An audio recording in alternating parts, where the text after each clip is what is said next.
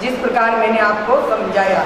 तो भाई हमें पंखा दिखता है, तार दिखता है, बटन दिखता है, लेकिन वो विद्युत जब लाइटें चली जाती हैं तो पंखा बंद हो जाता है, वो विद्युत हमें दिखाई नहीं देता है। इसी तरह हमारी आत्मा हमारे शरीर में है, तब तक हमारी हलन चलन प्रवृत्ति होती है।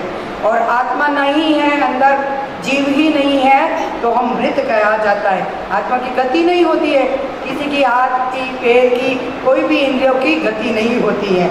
जब तक जीव हमारे शरीर में रहता है तब तक हम हलन चलन प्रवृत्ति करते हैं, और जीव के निकल जाने के बाद कुछ भी नहीं होता है, बस हम उड़ते हैं। तो उनकी ऊर्जा, उनकी शक्ति का अनुभव होता है। वैसे हम बोलते हैं हमारे जैन दर्शन में 25 बोल में आत्मा के 8 प्रकार आए हैं। द्रव्य आत्मा, कसाय आत्मा, योग आत्मा, उपयोग आत्मा, ज्ञान आत्मा, दर्शन आत्मा, चारित्र आत्मा, वीर्य आत्मा, ये 8 आत्मा कही जाती हैं। लेकिन शरीर के कण कण में हमारी आत्मा है। अगर आपको कोई चिमटी भरेगा या कोई सुई चुपाएगा, आपको चुभन होती है ना, आत्मा है, जीव है आपके अंदर, तो आपको चुभती है, चुमटी लगती है।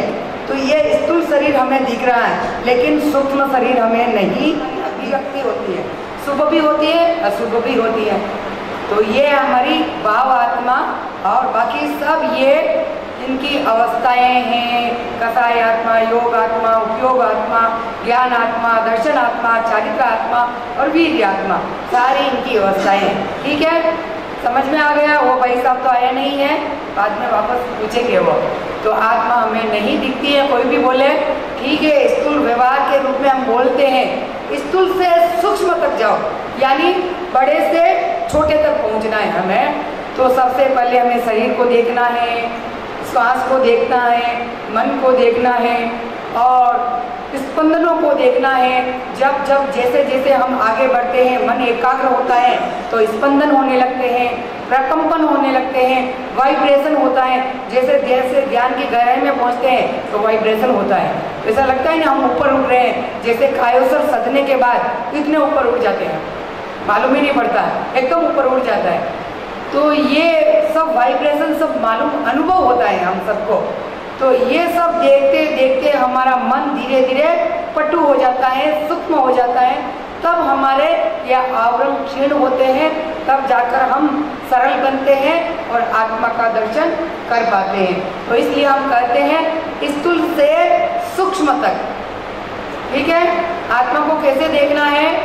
संपिखये अपगमप्ययनन्, आत्मा के द्वारा आत्मा को देखो, यानी बड़ी आत्मा से छोटी आत्मा को देखो। स्थूल मन के द्वारा सूक्ष्म मन को देखो। देखना ही ध्यान का मूल तत्व है, इसलिए इसका नाम प्रेक्षा ध्यान रखा गया है। ठीक है, आ गया समझ में? अब प्रेक्षा ध्यान का आधार क्या है? द्वंदात्मक अस्तित्व। ये पूरा संसार जीव और अजीव से बना हुआ है। मेन 2 ही तत्व है, जीव और अजीव। सारे ये तो इनके साथ साथ में जुड़े हैं, मेन 2 ही हैं। फिर बाद में पुण्य पाप ये बोलते हैं ना, तो मेन तो 2 ही तत्व है। उसके बाद में 6 बने, 9 बने, ऐसे तत्व जो जो विस्तार में चलते हैं, विस्तार करते जाते हैं तो इतने होते हैं, फिर हम समझाते हैं। लेकिन हमारे प्रेक्षा ध्यान का आधार है, अनेकांत का सिद्धांत का आधार है द्वंदात्मक अस्तित्व, जड़ और चेतन। यानी स्वयं को समग्रता से देखना, एकाकी नहीं बनना, स्वयं की समस्या का समाधान करना, अपने अस्तित्व को पहचानना। बस वही आ गया। अपना अस्तित्व कौन सा है? शरीर है, मन है, प्राण है, श्वास है, इंद्रिया है। अपने आप को पहचानो, ये अपना अस्तित्व है। तो यह प्रेक्षा ध्यान का आधार बन गया। अब प्रेक्षा ध्यान का आध्यात्मिक स्वरूप क्या है? प्रेक्षा ध्यान का साधन है साध्य को पाने का। कसाई संवरण के द्वारा अशुभ क्रिया का संवरण होता है, फिर अंत में शुभ क्रिया के द्वारा आत्मा की संस्थिति, आत्मा की उपलब्धि होती है। वहाँ हमारी चेतना सघनता से कार्य करने लग जाती है। जब हमारी आत्मा उपलब्धि हो जाती है तो हमारी चेतना वहाँ जाग जाती है। तो ये इनका आधार बन गया आध्यात्मिक और वैज्ञानिक। आध्यात्मिक आधार के साथ ही यह मुख्य 8 अंग जुड़े हुए हैं जो मैंने सुबह आपको बताए हैं। मुख्य अंग बोलिए आप, मैंने सुबह बताए थे। कायो सर, किसी को याद नहीं? मुख्य अंग कितने हैं? 8। कायो सर, अंतर्यात्रा, श्वास प्रेक्षा, शरीर प्रेक्षा, चैतन्य केंद्र प्रेक्षा, लेशा ध्यान, भावना और अनुप्रेक्षा। ठीक है, ये 8 ही अंग है और इसका वैज्ञानिक आधार है। प्रेक्षा ध्यान की व्याख्या के साथ साथ में इन वैज्ञानिक तत्वों का भी पूरा उपयोग किया गया है, क्योंकि उनके अनुसार व्यक्ति के सद या असद व्यवहार को नियंत्रित करने वाला एक तंत्र अपने भीतर है। उसको कहते हैं न्यूरो एंडोक्राइन सिस्टम, जो हमारे ग्रंथि तंत्र, नाड़ी तंत्र का मुख्य संधि स्थल है। उसको कहते हैं न्यूरो एंडोक्राइन सिस्टम कहते हैं, जिनके द्वारा हमारा व्यवहार, अच्छा सदव्यवहार, असद व्यवहार नियंत्रित होता है। और मनोविज्ञान के अनुसार भी यही होता है। व्यक्ति के भीतर अच्छा या बुरा स्वभाव करने वाला एक तंत्र है, उसे अवचेतन मन कहते हैं। जो अवचेतन मन में बात फिक्स हो जाती है वो हमें साकार रूप में हमारे सामने आती है।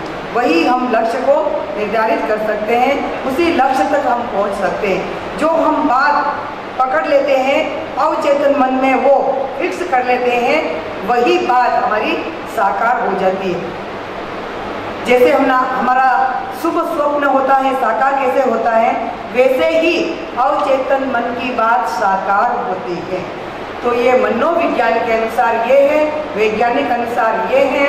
न्यूरो एंडोक्राइन सिस्टम कहते हैं जिसे सद या असद, और मनोविज्ञान के अनुसार अच्छा या बुरा स्वभाव। ठीक है, अब आगे बढ़ते हैं। इसके लाभ क्या क्या हैं? इसके लाभ तो बहुत हैं। जैसे सबसे पहले अपने स्वभाव का परिवर्तन, अपने आदतों में बदलाव, रासायनिक परिवर्तन और रोग प्रतिरोधात्मक शक्ति, शारीरिक, मानसिक और भावनात्मक विकास, इसके साथ आध्यात्मिक विकास। जब हमारी एकाग्रता बढ़ेगी, जागरूकता बढ़ेगी, हमारा आध्यात्मिक विकास होता जाएगा। तो प्रेक्षा ध्यान के अनेकों लाभ हैं। अगर हम ध्यान के क्षेत्र में आगे बढ़ेंगे, जुड़ेंगे, जो आगे बढ़ेंगे त्यों हमें आनंद आएगा और आध्यात्मिक विकास होगा। अब मुख्य अंग तो आपको 8 बता दिया मैंने, लेकिन सहायक अंग है 4। वो है, सुबह क्या किया था आपने? आसन, दूसरा प्राणायाम, तीसरा ध्वनि और चौथा है मुद्रा। ये इनके सहयोगी अंग है। इनके बिना हम ध्यान के क्षेत्र में आगे नहीं बढ़ सकते।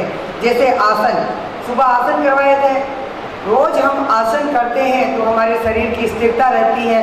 हमें आधा घंटा, पौने घंटा तक हम ध्यान करते हैं तो आराम से बैठे रहते हैं। जब तक हमारी स्थिरता नहीं बढ़ेगी, हम ध्यान के क्षेत्र में आगे नहीं बढ़ पाएंगे। इसलिए आसन करना बहुत जरूरी है। वैसे ध्यान में 4 ही आसन बताए गए, लेकिन इनकी भी तो स्थिरता बढ़ती है। सारे आसन हम करेंगे तो हमारा शरीर एक्टिव होगा। सुखासन, पद्मासन, अर्ध पद्मासन, वज्रासन, इन 4 आसन का हम ध्यान में उपयोग करते हैं। तो एक साथ आप आधा घंटा नहीं बैठ सकते हैं, इसके लिए आसन करना बहुत ज़रूरी है। पवन मुक्तासन हो या अर्ध पवन मुक्तासन, ये तो हमारी हैबिट है। सुखासन में तो हम बैठते हैं, तो इसका भी तो अभ्यास है ना। अभ्यास है तो हम आधा घंटा, 1 घंटा भी बैठ जाते हैं। बैठते कि नहीं? तो बैठते हैं, इनका अभ्यास है। पद्मासन का अभ्यास नहीं है, तो इनका भी हम अभ्यास करेंगे तो हम बैठ सकते हैं। तो इसलिए आसन बहुत ज़रूरी है। तो ध्यान में आसन सहयोगी माना गया है। वैसे पद्मासन उत्तम आसन है ध्यान के लिए। 4 आसन में से पद्मासन उत्तम है और वज्रासन सामान्य है, क्योंकि वज्रासन भी मध्यम है। ये खाना खाने के बाद ऐसा आसन है वज्रासन जो खाना खाने के बाद तुरंत किया जाता है, वही वायु मुद्रा में। तो जिससे हमारी पाचन क्रिया अच्छी होती है, खाना जल्दी पच जाता है। यही एक ऐसा आसन है खाना खाने के बाद किया जाता है। तो वज्रासन भी बहुत अच्छा है, इससे मोटापा नहीं बढ़ता है और थकान भी दूर होती है वज्रासन में बैठने से। दूसरी बात, मेरुदंड सीधा रहता है। हमारा एंटीनिया सीधा रहेगा तो कभी बैक पेन नहीं होगा। तो मेरुदंड, कमर दर्द और बैक पेन के लिए मेरुदंड को सीधा रखना है। तो बैठने की मुद्रा सही बनती है वज्रासन में और पद्मासन में। उसके बाद आप अगर नहीं होता तो अर्ध पद्मासन की कोशिश करिए। तो धीरे धीरे अर्ध पद्मासन लगने के बाद 7 दिन के बाद आपका पद्मासन भी लग जाता है। उसका आसन भी हम सुबह कराएंगे कि पद्मासन की तैयारी कैसे की जाती है। तो आपको 3 दिन में पद्मासन लग जाता है। तो सबसे उत्तम आसन माना गया। ठीक है, आसन के बाद आता है प्राणायाम, जो मैंने आज वो आपको प्रयोग के साथ में प्राणायाम कराया था। जो छोटे छोटे प्राणायाम कराया ना, तो वैसे प्राणायाम वैसे ही होता है। कपालभाति केवल ऐसे ही करते हैं, लेकिन मैंने दोनों काम साथ में कराया आपको। वही चलो क्रिया भी हो जाएगी और प्राणायाम भी हो जाएगा, इससे थकान नहीं आती है। हम तो 300, 400 बार, 500 बार करते हैं हमारे क्लास में, लेकिन आपका अभ्यास नहीं है, पहली बार आपको कराया है, इसलिए मैंने 15 बार ही कराया था। तो सारे ऐसे हम एक्टिव ऐसे प्रयोग करवाते हैं तो 300-500 बार हो जाता है। कल और करवाएंगे, ठीक है। तो प्राणायाम भी ये सहयोगी बनता है। अगर प्राणायाम नहीं करते हैं तो श्वास की क्रिया भी सही नहीं होती है। हमारा जब तक कपाल साफ नहीं होगा, श्वसन तंत्र साफ नहीं होगा, श्वास नली साफ नहीं होगी, तो दीर्घ श्वास हम कैसे करेंगे। तो दीर्घ श्वास दीक्षा का प्रयोग करते हैं तो पहले हम प्राणायाम करते हैं, तो हमारी ये सब श्वास नली फेफड़े स्वस्थ हो जाते हैं। आराम से हम लंबा गहरा श्वास ले पाते हैं, सारा कचरा बाहर निकल जाता है प्राणायाम से। तो ये भी प्राणायाम सहयोगी है। आसन, प्राणायाम, ध्वनि, जैसे महाप्राण ध्वनि। सर्वप्रथम हम ध्यान में क्या करते हैं, महाप्राण ध्वनि करते हैं, जो 3 बार भी करते हैं समय के अनुसार, 5 बार भी करते हैं, 7 बार भी करते हैं, 9 बार करते हैं। सबसे अच्छा 9 बार सुबह शाम दोनों टाइम अगर बच्चे महाप्राण ध्वनि करें तो बहुत ही अच्छे नंबर परीक्षा में ला सकते हैं। सुना बच्चों, ज्ञानशाला जाते हो ना? हाँ, तो महाप्राण ध्वनि कराते कि नहीं कराते ना? पहले तो ठीक बैठो, अच्छी तरह से बैठो, हाँ ऐसे बैठो और ऐसे मुद्रा में बैठो। ये ज्ञान मुद्रा है ना, इससे दिमाग बढ़ता है। जब भी बैठो तब ऐसे बैठो। तो ज्ञान मुद्रा में ये क्या बता रही, ध्वनि। तो ध्वनि करने से चारों ओर का वातावरण एकदम अच्छा हो जाता है, शांतमय वातावरण बनता है और मस्तिष्क में जो प्रकंपन होते हैं इससे हमारे स्नायु सक्रिय हो जाते हैं। मस्तिष्क के स्नायु सक्रिय होते हैं, ज्ञान का विकास होता है, बुद्धि का विकास होता है। अगर मस्तिष्क के स्नायु सोए पड़े रहेंगे, हम ध्वनि करेंगे, मस्तिष्क साथ नहीं देगा तो भी हम ध्यान के क्षेत्र में आगे नहीं बढ़ पाते। इसलिए ध्वनि का भी बहुत सहयोग है। आसन, प्राणायाम, ध्वनि और मुद्रा। मुद्रा के बारे में आपने सुना है, सुबह में कितना सुना मुद्रा के बारे में। और ध्यान में वैसे 2 मुद्राओं का उपयोग किया जाता है। एक तो है ये हमारी ज्ञान मुद्रा, एक ये है हमारी वीतराग मुद्रा। इसे ब्रह्म मुद्रा भी कहते हैं, वीतराग मुद्रा भी कहते हैं। ये दोनों मुद्राओं का उपयोग ध्यान में किया जाता है। बाकी मुद्राएं हम बैठकर ऐसे भी शरीर स्वस्थ रखने के लिए कर सकते हैं, लेकिन ध्यान के समय ये 2 मुद्राओं का उपयोग होता है। अब ज्ञान मुद्रा करने से ऐसे अंगूठा और तर्जनी के अग्रभागों को मिलाएंगे, शेष तीनों उंगलियां ऐसे रखेंगे। ऐसे रखने से हमारी ऊर्जा नीचे चली जाती है तो कमजोरी आती है। कभी भी ऐसे रखने, एकाग्रता बढ़ती है। बहुत अच्छी मुद्रा है। आप सोचेंगे एक अंगुली यहाँ दबारे इससे क्या होता है। हमारा ज्ञान केंद्र यहाँ पर है, चोटी का स्थान ज्ञान केंद्र है और ज्ञान मुद्रा है ये। अब ये बटन दब गया तो ज्ञान तंतु सक्रिय होने लगते हैं। जैसे पंखा यहाँ चल रहा है और बटन कहाँ है उनका, दूसरी जगह। जैसे ही बटन दबाया पंखा चालू हुआ, इसी तरह ये बटन दबाया हमारा ज्ञान तंतु सक्रिय होने लगता है।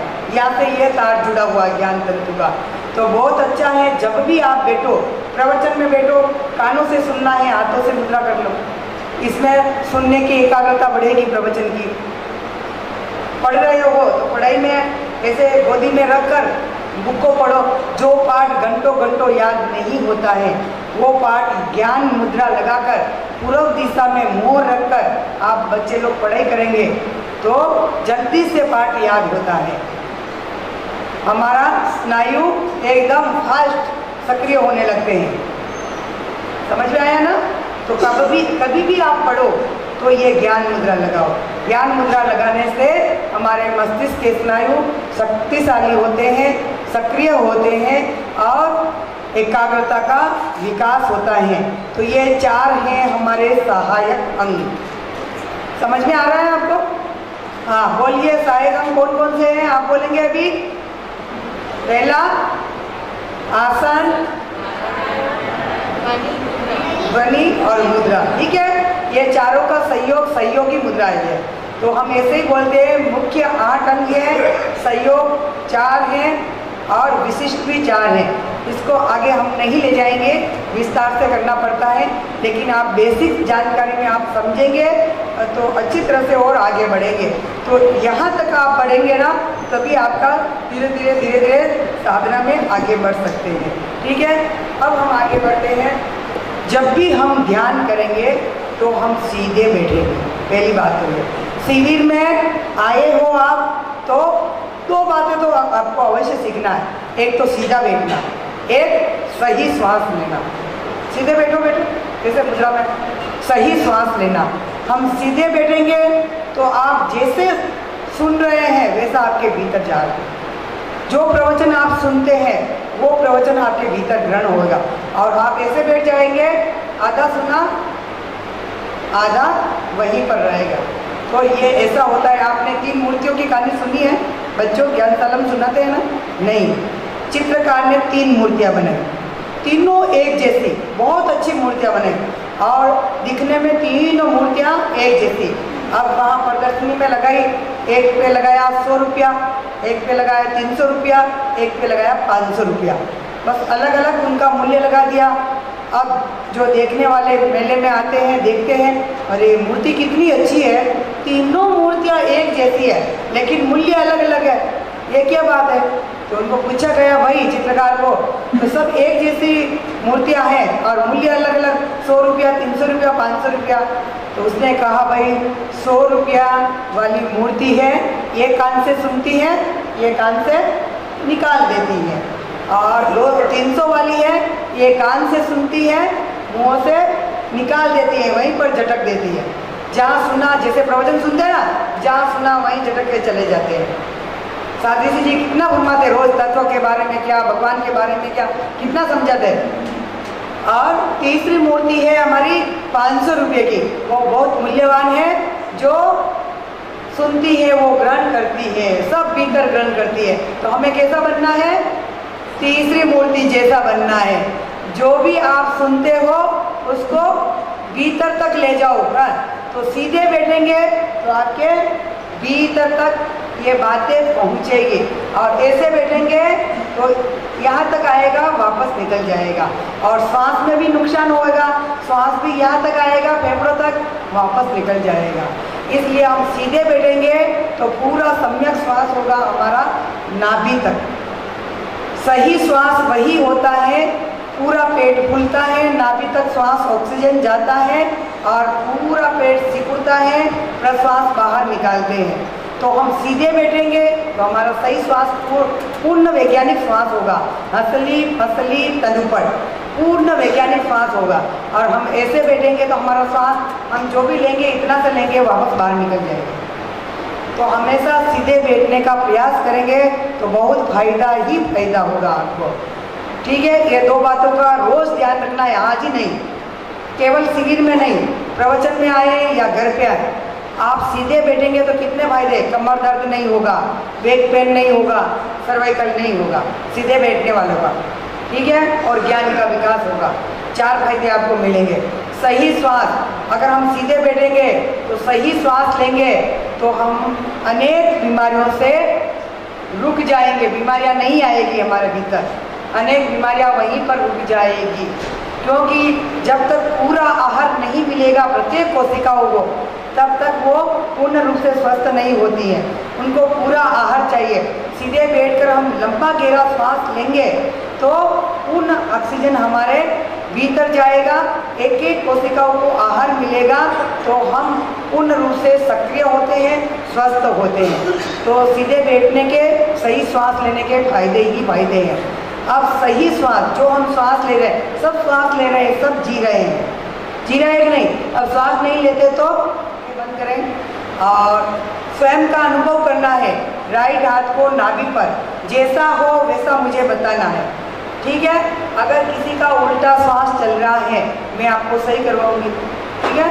हाँ, आराम से सीधे बैठेंगे, दोनों हाथों की ज्ञान मुद्रा, राइट हाथ को नाभि पर केंद्रित, आंखें बंद, धीरे धीरे लंबा गहरा श्वास लें,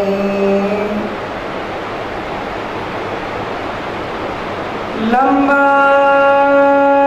गहरा श्वास छोड़ें, धीरे धीरे पेशियां खुलती हैं, श्वास छोड़ते समय पेट की मांसपेशियां सिकुड़ती है, अनुभव करें।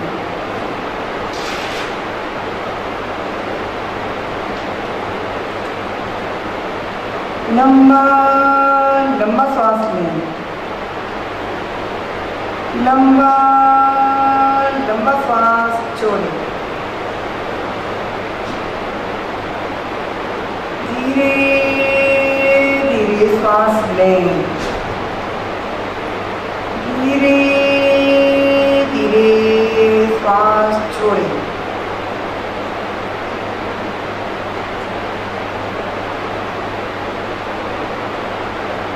हाँ, धीरे धीरे आंखें खोलें। हाँ, अब कौन बताएगा श्वास लेते समय सबका पेट फूला या भीतर गया? श्वास लेते समय क्या हुआ? खुला, बाहर आया, सबका आया ना? सबका आया, किसी का उल्टा तो नहीं आया? बहुत सौभाग्यशाली हो। उल्टा हो तो हमें बता दें, हम सीधा करा देंगे। किसी का उल्टा उल्टा हुआ? हाँ, का उल्टा होता है। हमारी क्लास में 90% सब उल्टा श्वास लेते थे। हाँ, हमने सही करवाया।